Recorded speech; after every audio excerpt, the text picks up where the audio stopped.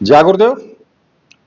और दोस्तों, आज मैं आपके सामने जो साधना लेकर के आया हूं, वो साधना आपके लिए बहुत ज्यादा महत्वपूर्ण साधना है। क्योंकि अप्सराओं की साधना आप करते हैं, लेकिन कई बार क्या होता है कि अप्सराओं की साधना करने पर भी फिर भी हमें उसकी साधना या तो पूर्ण नहीं होती है, या फिर उनके दर्शन नहीं होते, या फिर उसमें कोई ना कोई किसी प्रकार की कमियां रह जाती हैं। कभी कभी क्या होता है कि अप्सरा नाराज भी हो जाती है, अनुभव बंद हो जाते हैं। तो इस प्रकार की जो समस्या है वो हमारे सामने आती है। अब ऐसी स्थिति में क्या किया जाए? देखिए, तंत्र और साधना जो इनके ग्रंथ हैं, उनके अनुसार अप्सरा साधनाओं में एक बहुत ज्यादा महत्वपूर्ण और अत्यंत फलदायी और तीव्र होती है। वो शक्ति माना जाता है, एक चपला होती है उसको। और मुख्य रूप से ये अप्सरा की दूती होती है। इसको आप सहयोगी भी कह सकते हैं, संदेश वाहिका भी कह सकते हैं, या इसको दासी भी कह सकते हैं। ये अप्सरा की दूती के रूप में काम करती है। अब जब कोई मुख्य अप्सरा जिसकी आप साधना कर रहे हैं, साधना से पहले या उसके साथ चपला की साधना करता है, तो मुख्य अप्सरा को सिद्ध करना काफी ज्यादा सरल हो जाता है।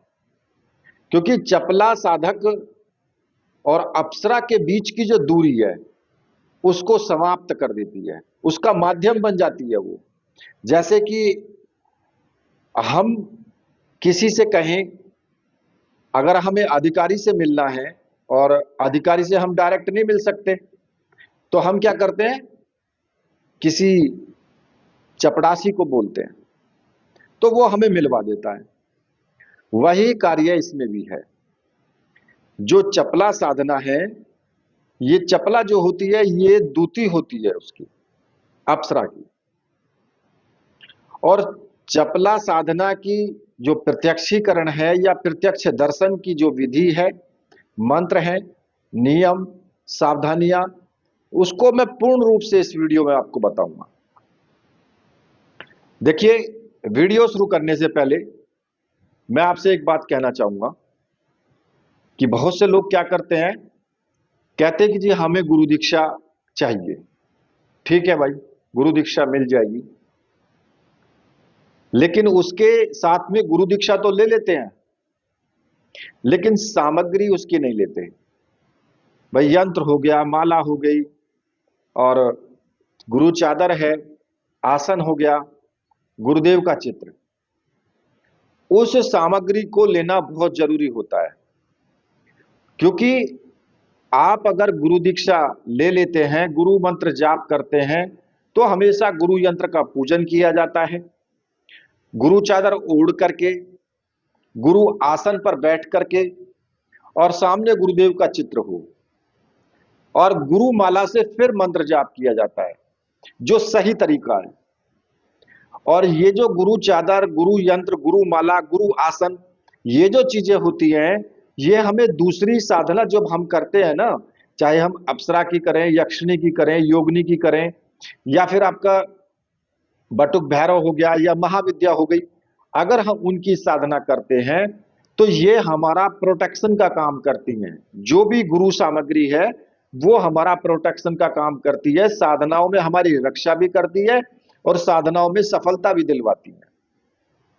तो इसलिए जरूरी होता है लेना। तो जैसे ही आप गुरु दीक्षा लें, उसके साथ तुरंत ही गुरु साधना की जो सामग्री है वो जरूर आप ले लिया करें। ठीक है।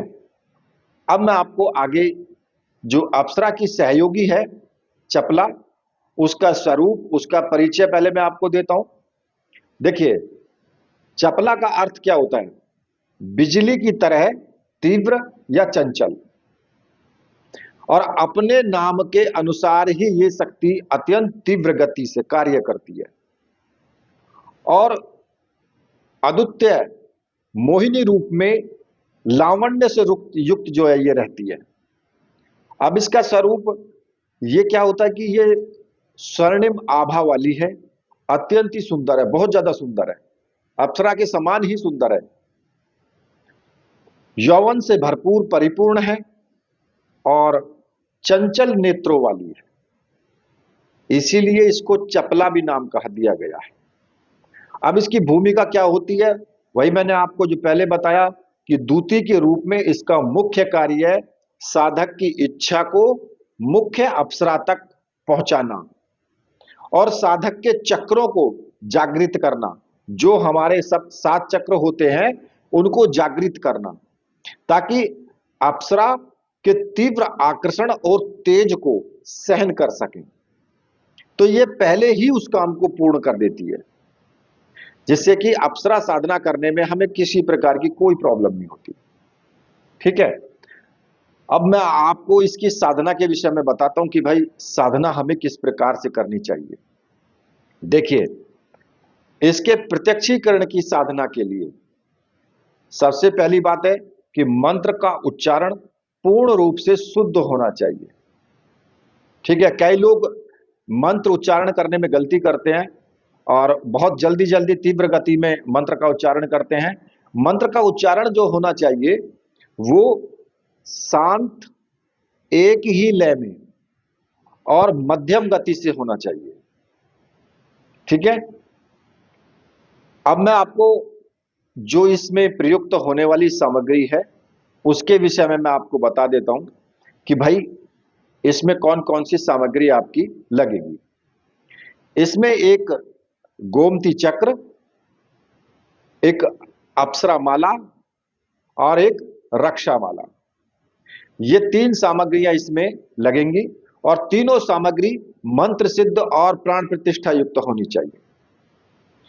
और अगर आपको ऐसी सामग्री की आवश्यकता है, आपको चाहिए, तो मैंने आपको व्हाट्सएप नंबर दिया हुआ है वीडियो में, आप वहां से व्हाट्सएप करके और वो सामग्री आप प्राप्त कर सकते हैं।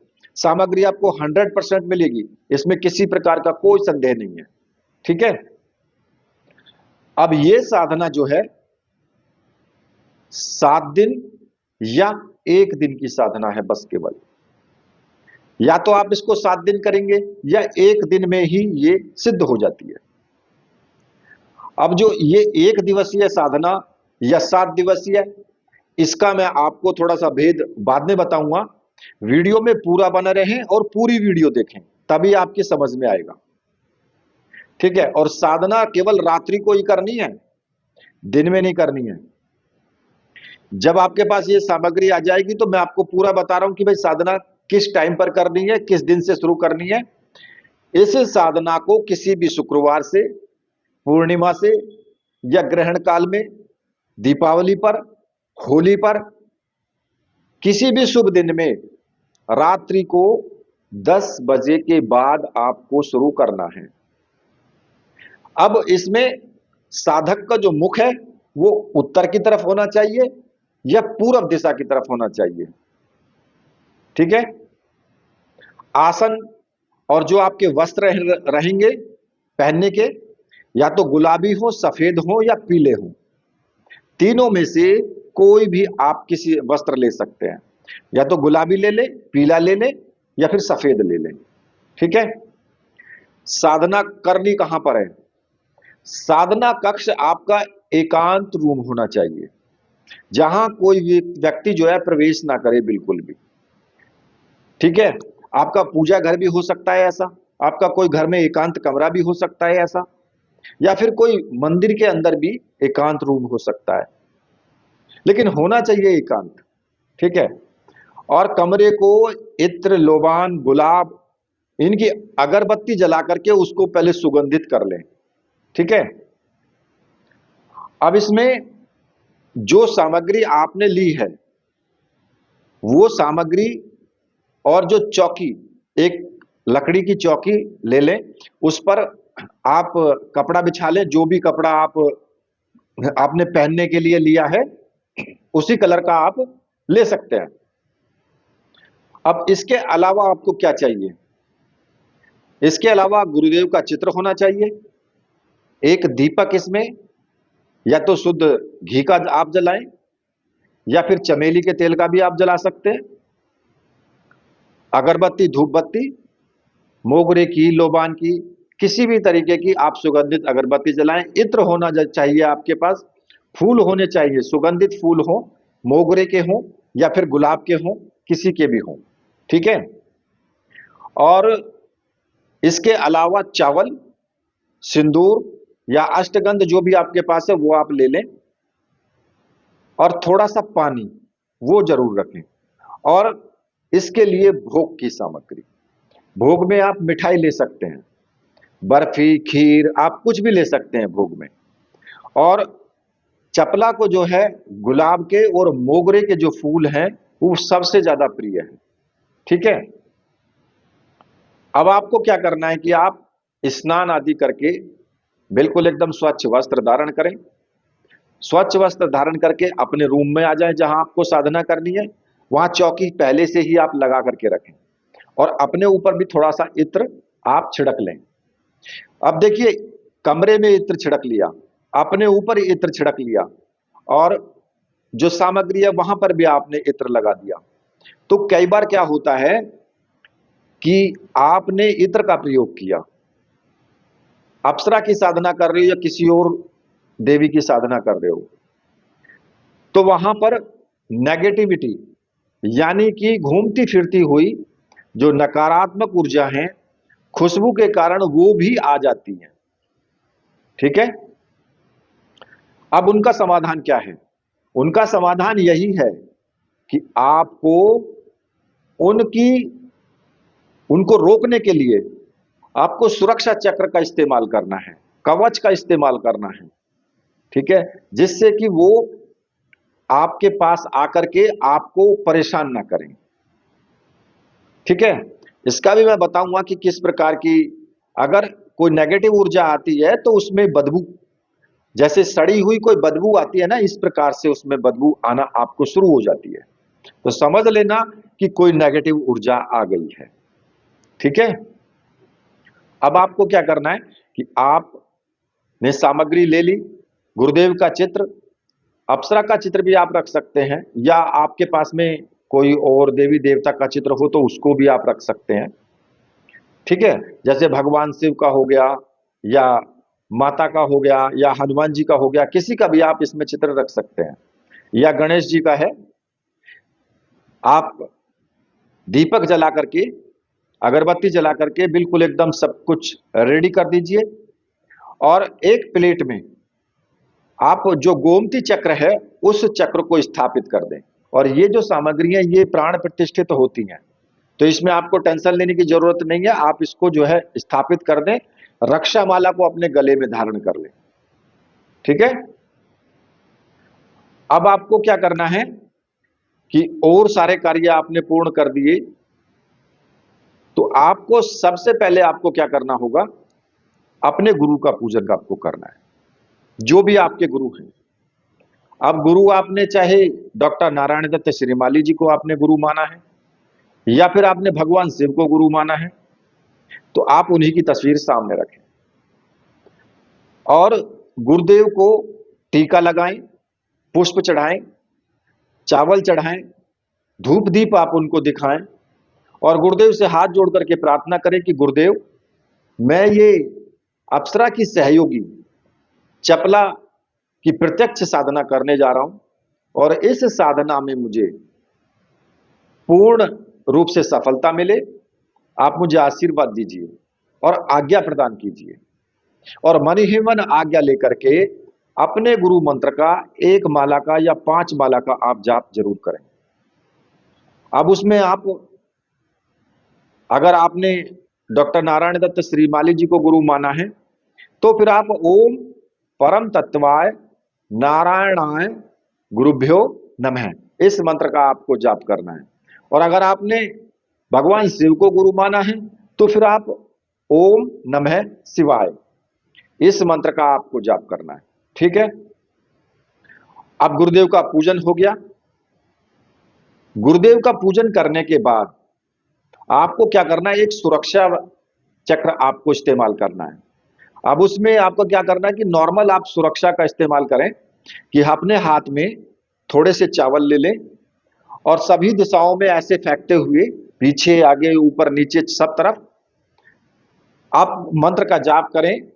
ओम असर्पंतु ये भूता है भूमि संस्थिता, ये भूता है विघ्न कर्तास्ते नश्यन्तु सेवाज्ञा, अपक्रमणान्तु भूतानि पिशाच सर्वोदेशम, सर्वेषां विरोधेन पूजा कर्म समारंभे।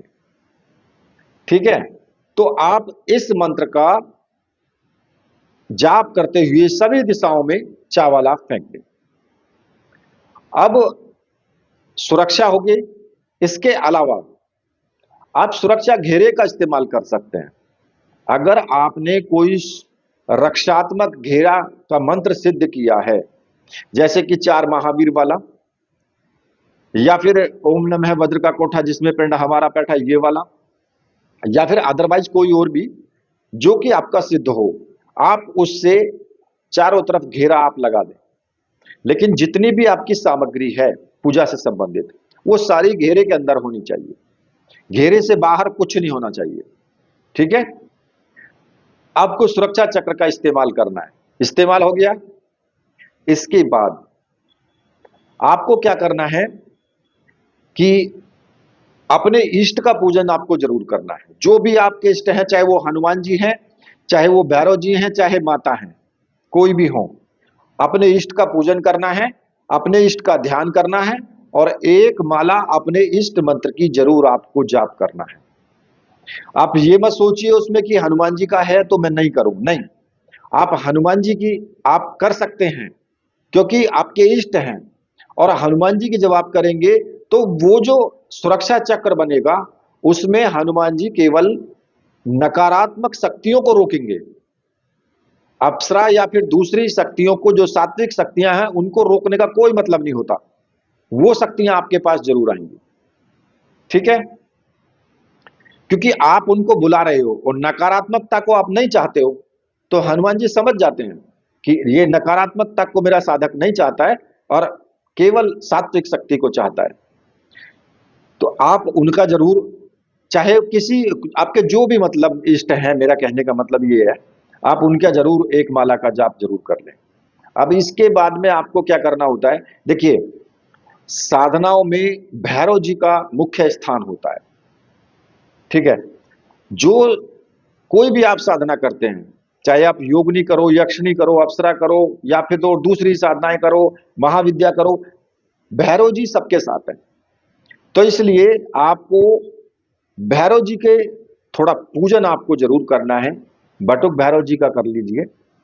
आप मानसिक रूप से उनको ध्यान करके, केवल उनका ध्यान करके, और किसी चीज की आवश्यकता नहीं है, केवल उनका ध्यान करके एक पुष्प चढ़ा दीजिए वहीं थाली में और उनसे प्रार्थना कीजिए कि मैं ये साधना करने जा रहा हूं, आप पूर्ण रूप से मेरी सुरक्षा करें।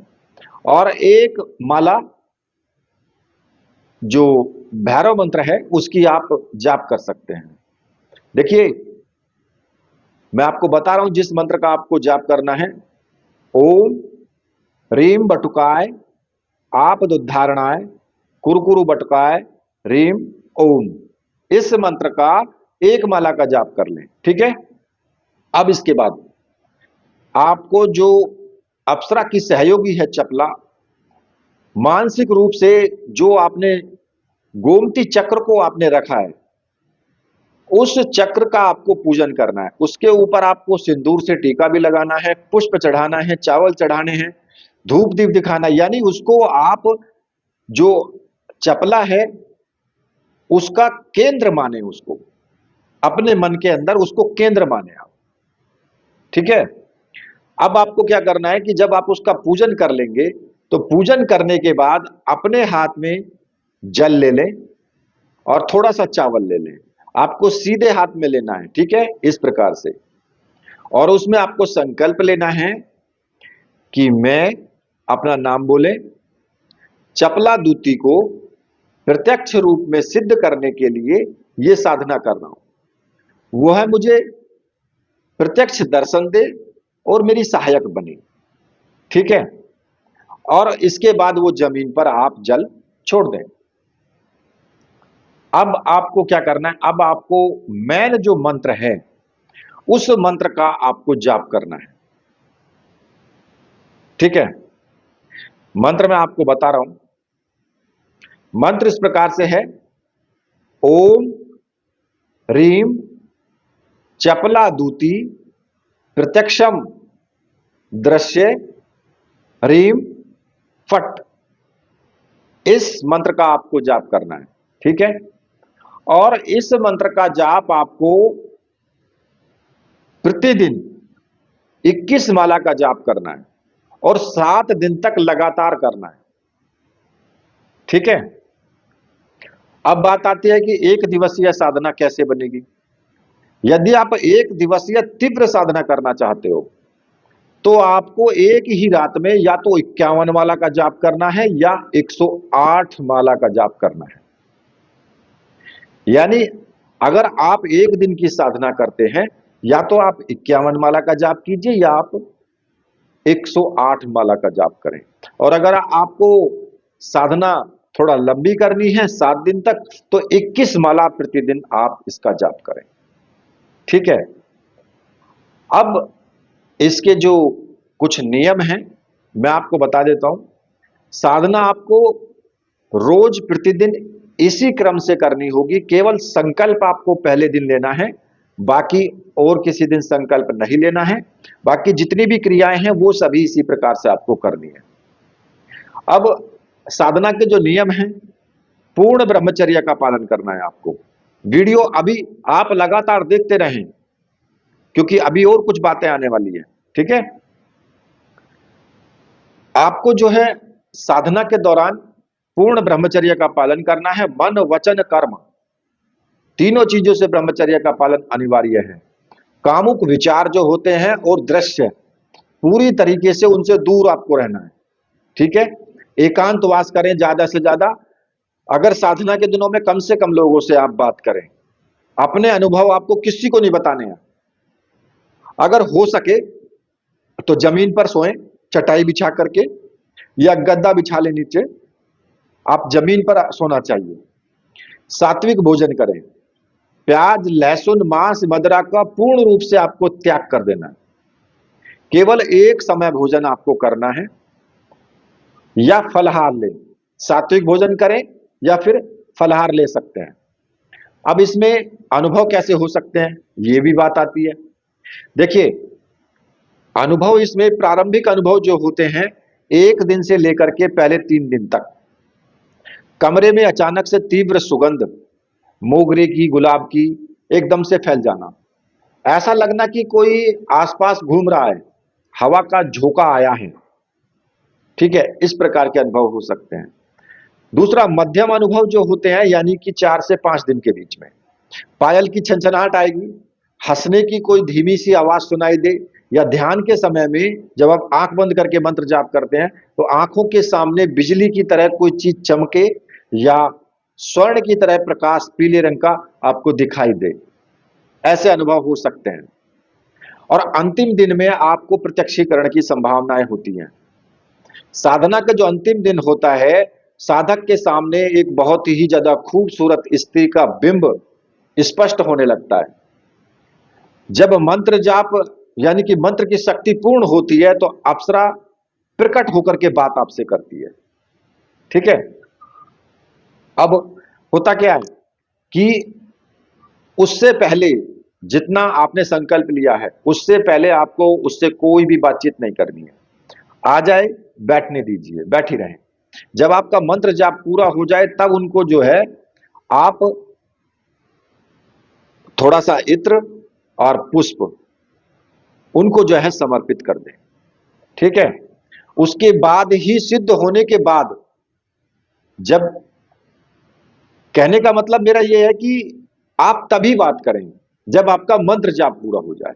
ठीक है, अब साधना के इसके कुछ लाभ भी मैं आपको बता देता हूं। देखिए, जब चपला साधना सिद्ध हो जाती है तो साधक किसी भी मुख्य अप्सरा जैसे कि रंभा अप्सरा शशि देव्या नाभि दर्शना इनकी साधना करता है तो चपला दूती उस अप्सरा को साधक के सामने लाने का पूरा माध्यम बनती है। तीव्र कार्यों में या कार्यों में बहुत ज्यादा तीव्रता आ जाती है आपकी। साधक का कोई भी रुका हुआ कार्य होता है, बहुत समय से अटका हुआ है, चपला की कृपा से बिजली की गति से एकदम पूर्ण होता है, क्योंकि इसका कार्य करने का अंदाज ही बहुत तेज है। आकर्षण सम्मोहन आता है, साधक के व्यक्तित्व में अद्भुत आकर्षण, तेज और वाक सिद्धि प्राप्त हो जाती है उसे, जो कहता है वो हो जाता है। भौतिक सुख में भी परिवर्तन आता है कि भाई जैसे धन हो गया, ऐश्वर्य, जीवन के गुप्त रहस्यों का ज्ञान वो देती है। जो अप्सराओं से चीजें प्राप्त होती हैं वही इनसे भी प्राप्त होती है। अब देखिए, साधना में कुछ सावधानियां भी आपको रखनी है। एक तो भय पर नियंत्रण रखना है। मान लिया कि साधना के दौरान जब घुंघरू की आवाज आए, अचानक से कोई साया दिखाई दे, तो डर करके आसन आपको नहीं छोड़ना है। भयभीत होने से क्या होता है कि एकदम से झटका लगता है, शॉक लगता है, मानसिक संतुलन बिगड़ सकता है उसमें। और सुरक्षा के लिए साधना शुरू करने से पहले आपको सुरक्षा मंत्र का, वो मैंने सब आपको बता ही दिया है। आसन कीलन का वो आप सुरक्षा घेरे का इस्तेमाल कर सकते हैं, तो कोई डरने की कोई प्रॉब्लम ही नहीं है इसमें, और ना ही कुछ डरने वाली ऐसी बात है। दूसरा होता है लोभ और वासना से दूरी रखना। देखिए, चपला साधक की परीक्षा लेने के लिए बहुत ज्यादा कामुक रूप में आपके सामने आ सकती है, और साधक की दृष्टि जैसे ही उस पर जाएगी तो मन को केवल आपको मंत्र पर केंद्रित करना है, ना कि उसके स्वरूप पर। आपको कामुक हो जाना है। अब आती है वचनबद्धता। देखिए, जब वो अप्सरा प्रकट हो तो घबराए नहीं बिल्कुल भी। उसे सम्मान से जल, पुष्प, इत्र जो भी है वो आप दें, और वो आपसे पूछेगी कि आप क्या चाहते हैं। आपसे इस बात को पूछेगी कि आप क्या चाहते हैं, तब उसे मित्र या मार्गदर्शक, सहयोगी के रूप में स्वीकार करने का उससे वचन ले लें। उसे कभी भी अपनी पत्नी या प्रेमिका के रूप में सिद्ध करने का प्रयास मत करना, क्योंकि दूती साधना में मित्र या सहयोगी का भाव ही सबसे सुरक्षित है और फलदायी है। दूसरा, गुरु आज्ञा। ऐसी प्रत्यक्ष और तीव्र साधनाएं जब भी आप करें तो गुरु के मार्गदर्शन में ही करें, गुरु से आज्ञा लेकर के करें, ठीक है। और अपने अनुभव किसी और दूसरे को बिल्कुल आपको नहीं बताना है, ठीक है। देखिए, यह साधना बहुत महत्वपूर्ण साधना है।